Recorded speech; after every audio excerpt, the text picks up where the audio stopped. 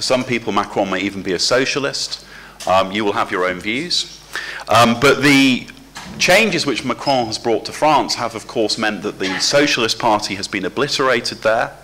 And it's not clear really whether Macron's reforms are consistent with what we would call a social democratic or centre-left approach. Some of them clearly do fit within the centre-left tradition, but some of the Macron reforms, particularly of the labour market and so on, arguably represent a challenge to social democracy rather than an affirmation of it. The British context, again, is interesting. The British Labour Party did perform very well in the 2017 election under the leadership of Jeremy Corbyn. But I would argue that it's too soon to say that the British left offers a way forward for the centre-left across Europe. I think there were some exceptional reasons why Labour did so well in the elections in 2017 in the UK, which were partly to do, of course, with the outcome of the Brexit referendum, where Britain voted to leave the European Union.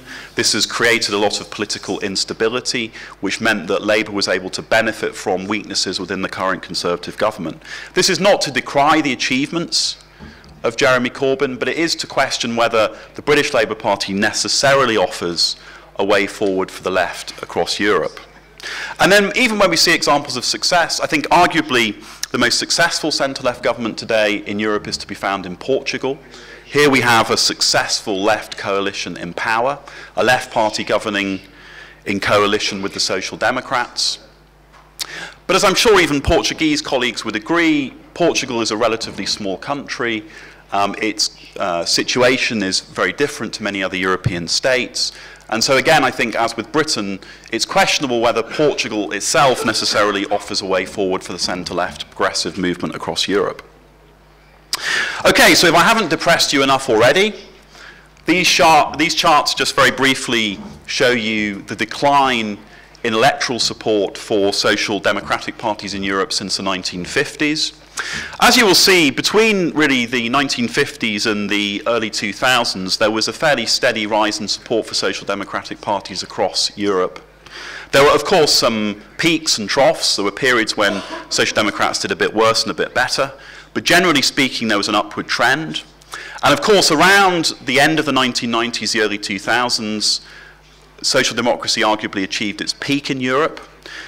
In the 15 former core EU countries, at the end of the 1990s, 13 of them were governed by centre-left or social democratic parties. So at the end of the 1990s, the centre-left really was the dominant force in Europe. But since then, as you will see, certainly in the last decade, the trend has been very much downwards. There's been a fairly consistent decline in support for social democrats at the ballot box. I think part of that is to do with the financial crisis, as I'll go on to say in a moment. And then if you look at individual countries, apologies, these graphs are quite small, but you can see again how the social democratic share of the vote is declining. DE, which is Germany, as you'll see, has declined significantly, slight uptick, but of course the vote went down again in the elections there very recently. The third graph along on my right, in Greece, of course, PASOK suffered a very dramatic decline in its support, not least because of the exceptional situation in Greece. But the picture across parties is a fairly consistent one of a downward trend in electoral support for the centre-left social democratic movements. Okay, so why is this happening? I think this is what we really have to try to better understand. And I want to argue this afternoon that really the challenge for social democracy is twofold. I think the first issue is that this electoral performance seems to be more of a trend than a cycle. Political scientists, when they used to study the problems of social democratic parties, often used to reach the conclusion that even if social democrats had suffered a decline in support, it would be okay in the end because the cycle would move back in a social democratic direction at some point. And this was often the case, of course, within quite stable two-party political systems. But I think what we've seen in the last 10 or 15 years is a much more serious situation emerging, where it isn't necessarily clear that there is a cycle. It's not necessarily the case that the social democratic parties will automatically recover their electoral position. So we can't just rely on the pendulum to swing back in favour of the centre-left. But I think more seriously than that, I would also suggest the problem that the centre-left progressive parties face today across Europe isn't just one of electoral politics, it's a political problem and it's also a problem of ideas.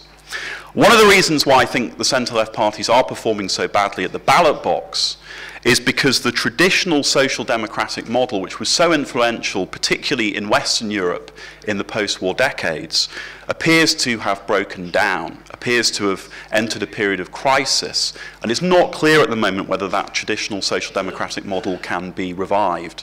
And I will argue towards the end of the presentation that in fact it can't be revived, and therefore we need to think very much about building a new kind of social democratic centre-left model for the future. So why are the social democratic parties losing? Well, of course, there's a lot to be said here. A lot has been written about why the centre-left is losing by politicians, by political scientists, by journalists. And I can't do justice in a short presentation to, I think, all of the reasons or all of the factors which are involved here. But let me briefly discuss a few of what I think are the most important and salient issues. I think first off, and this was mentioned by the former Prime Minister a moment ago, there is no doubt that the financial crisis which erupted in the advanced industrialized economies in the period around 2008-2009 has had a very significant and negative impact on the prospects for centre-left politics.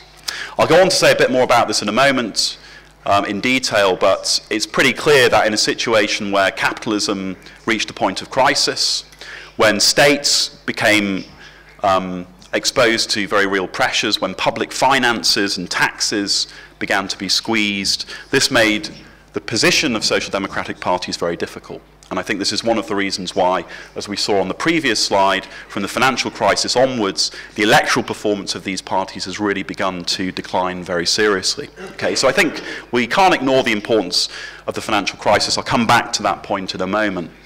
I think, though, that a second issue, which again is, I think, very important for us to discuss, is the impact of longer-term sociological and demographic trends on the position of centre-left parties. As the former Prime Minister was saying a moment ago, the kind of politics that Social Democrats were doing in the post-war period was very much a class-based politics. And it was primarily based on mobilising the support of traditional working-class voters in many countries. But of course, in many of those countries since the 1960s and 1970s, the industrial working class has been in secular decline. The proportion of industrial working class employees as a proportion of the total workforce has been declining. And there's also been a breakdown in the relationship between people's class status and their voting behaviour. So just because they're working class, it doesn't necessarily mean that they will support movements or parties of the left. And of course, this is reflected also in the declining rate of trade union membership. I think there are some other demographic trends that we could discuss, but I think the decline of class probably here is the most important. Third reason why Social Democrats are losing, and I think this is particularly relevant to the most recent period of our politics, is about the breakdown of trust in politics and in representative democracy. Social democratic parties, progressive parties, centre-left parties are of course united by one thing, which is a belief in democracy, a belief in democratic politics, a belief in the importance of democratic values and democratic norms. Where democracy is coming under attack, where there are populist parties who are trying to exploit the disillusionment with democracy, this makes the situation of the centre-left parties even more serious and more difficult to negotiate. So I think the breakdown of trust in representative democracy and the failure to renew our democracies at a time of greater voter disillusionment and cynicism with politics has been another reason why the centre-left has been somewhat on the back foot or somewhat at a disadvantage. Two other factors to mention very quickly. One is about the repositioning of centre-right and ultra-right parties. Some centre-right parties have been clever. We saw, I think, in the late 2000s, the emergence of a trend in Europe which was described in some quarters as the rise of compassionate conservatism, the idea of a more compassionate centre-right politics which was more accepting of the need for welfare states and to some extent embraced the process of social liberalisation more than the traditional Christian Democrat parties had done. These parties were more difficult for the Social Democrats to compete against, and in countries like Sweden and Germany, they did lead to a form of electorally successful centre-right politics, which made it, as I say, much more difficult for the centre-left to make progress. And I think even with ultra-right populist parties, some of these parties are reasonably effective at capturing the votes of traditional left voters because they appear to support institutions and values like the defence of the welfare state, which are important to those voters. So in this electoral environment, centre-left parties are coming under more pressure, there is more competition, and the competitors which they face are themselves more politically effective and politically astute. And then I think a final reason why the Social Democrats might be losing, or at least not doing as well as we would hope or expect, is also, of course, about the so-called shift to the centre, which occurred after the mid to late 1990s. I think one reason which is discussed a lot in social democratic circles across Europe is this issue of whether, partly under the influence of the third way, centre-left parties moved too far away from their traditions on the left and became too much parties of the centre, which didn't have a clear political definition or a clear political mission or purpose. And while I would to some extent disagree with that criticism, I think it's a criticism that we have to take seriously, not least because of the impact of, as I've already said, the financial crisis in 2008, 2009. Okay, moving on quickly. So the financial crisis, as I've said, was really a very big and serious factor in the declining support for centre-left parties. Why was it the case? Well, I think one of the major reasons, and I've just referred to it, was because in the late 1980s and 1990s, many centre-left parties in Europe became much stronger supporters of the market economy, and in particular, they also became much stronger supporters of the capitalist system. Certainly, my own party in Britain, New Labour, made a very important transition from the 1980s to the 1990s in becoming a very strong, explicit supporter of both the market economy, but also the capitalist economy and all that went with it. The problem with this, though, was that although it was a successful strategy in the late 1990s in terms of regaining power, when the financial crisis happened and it was perceived that the markets were failing and capitalism was in crisis, everyone said, what are the Social Democrats doing? They have no criticisms to make of what the capitalists have done. They have failed to regulate the financial markets effectively. They have no alternative solution for how we should run our economy in a way which avoids the problems of insecurity and instability which were bred in the crisis as a result of this under-regulated capitalist system. So I would say that the centre-left parties suffered because they were seen to have over-enthusiastically embraced market liberal policies. In addition to that, of course, the financial crisis put pressures on governments, as I've said. Austerity squeezed the resources which were available for public services and the welfare state. And given that for many social democratic parties, social spending, investment in the welfare state, public investment are a very important part of their mission and purpose, when they're no longer able to do this because of the fiscal crisis which arises from the financial crisis, then, of course, support for those parties will no doubt decline and deteriorate.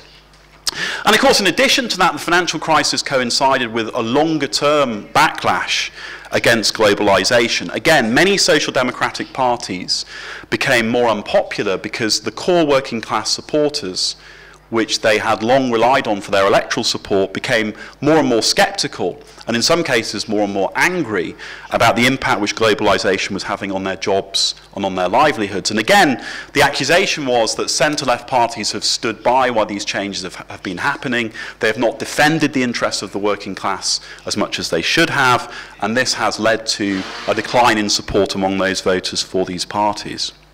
Just very briefly, I just want to show you this graph because I think it's really important. It's based on the work of an economist called Branko Milanovic, who is one of the leading experts on global inequalities. And what the graph tells you, I think, is two things which are very interesting.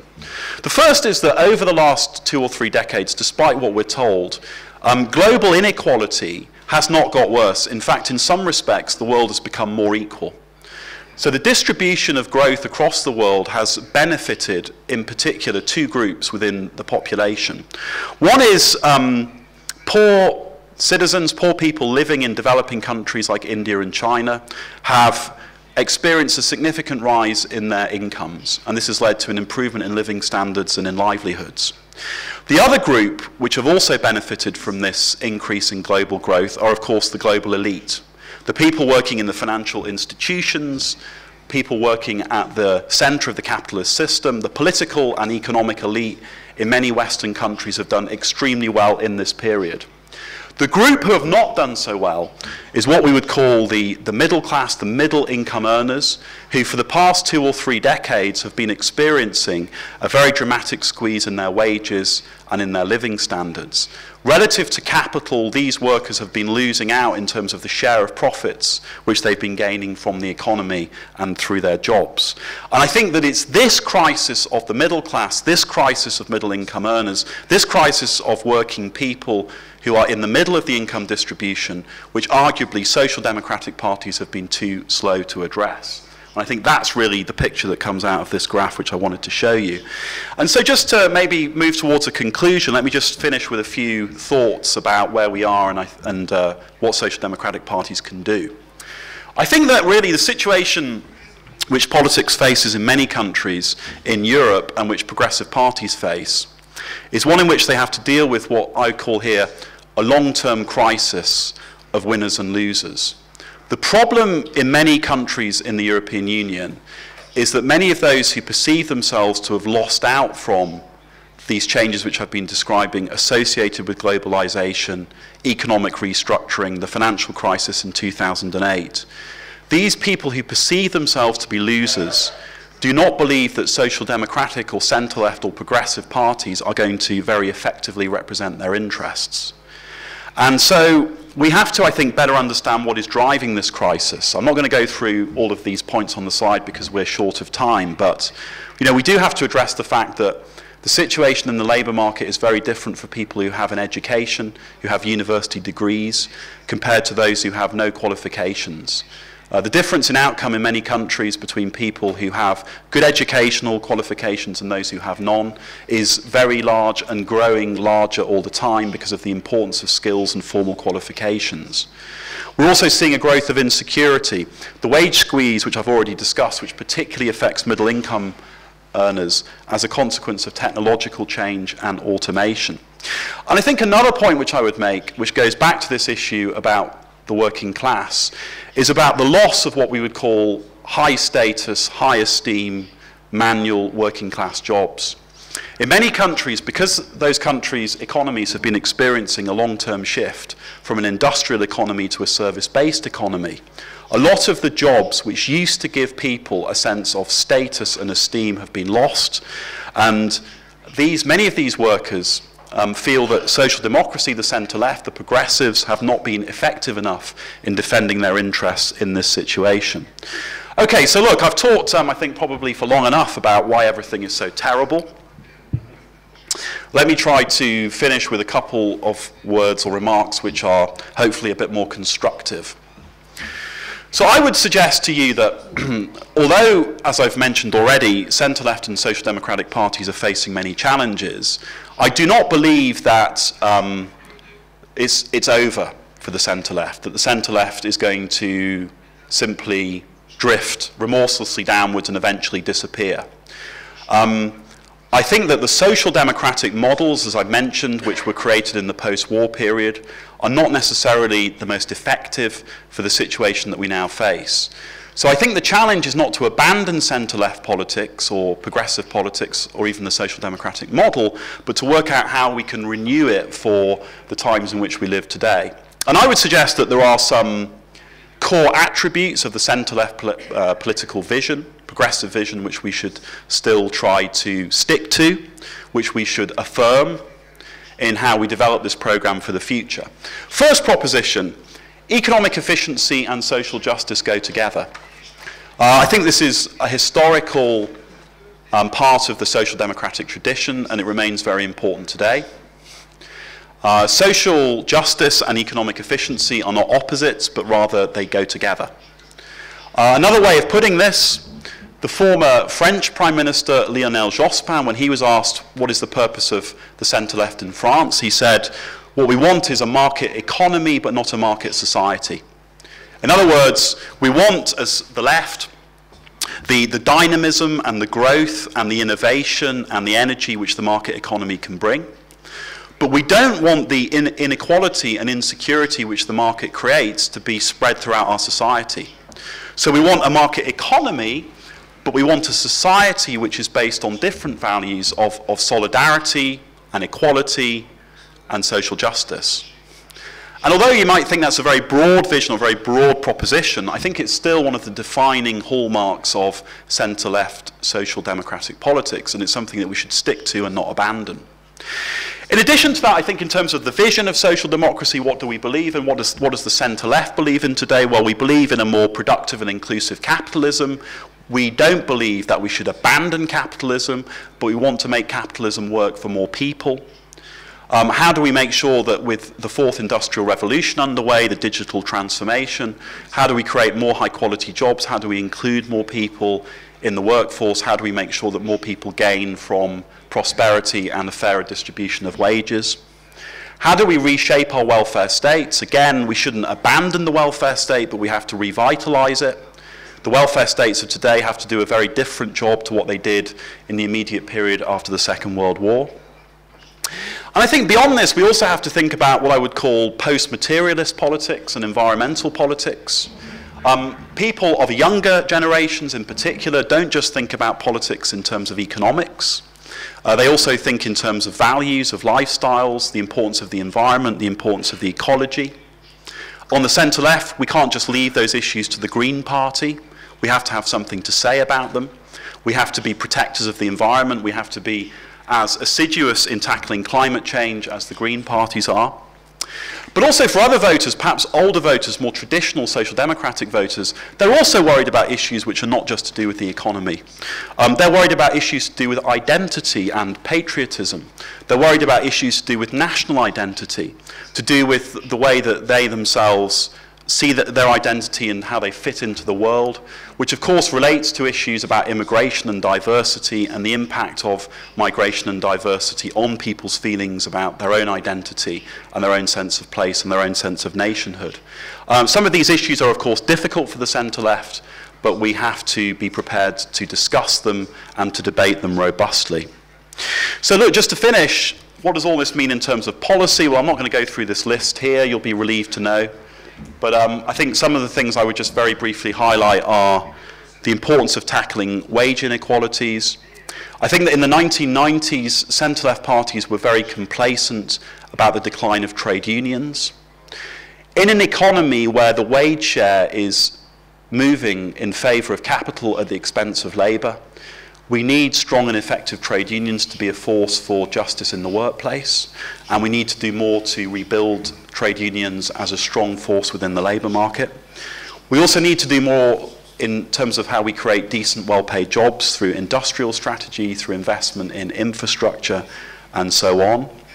Of course, we need to think about skills and training. Another issue which is being debated a lot among the centre-left parties in Europe at the present time is the issue of a basic income. Should we renew our welfare state by effectively providing every citizen with a basic income which gives them the means to subsistence, rather than individuals being dependent on the welfare system in a way which is often inefficient and also leads to problems around people moving back into the labour market and so on. I'm not going to give you this afternoon a long discussion of whether or not the basic income is a good idea, but I think this is one of the most interesting propositions to have been put forward by the left in recent years, and it's something that we should discuss a lot more.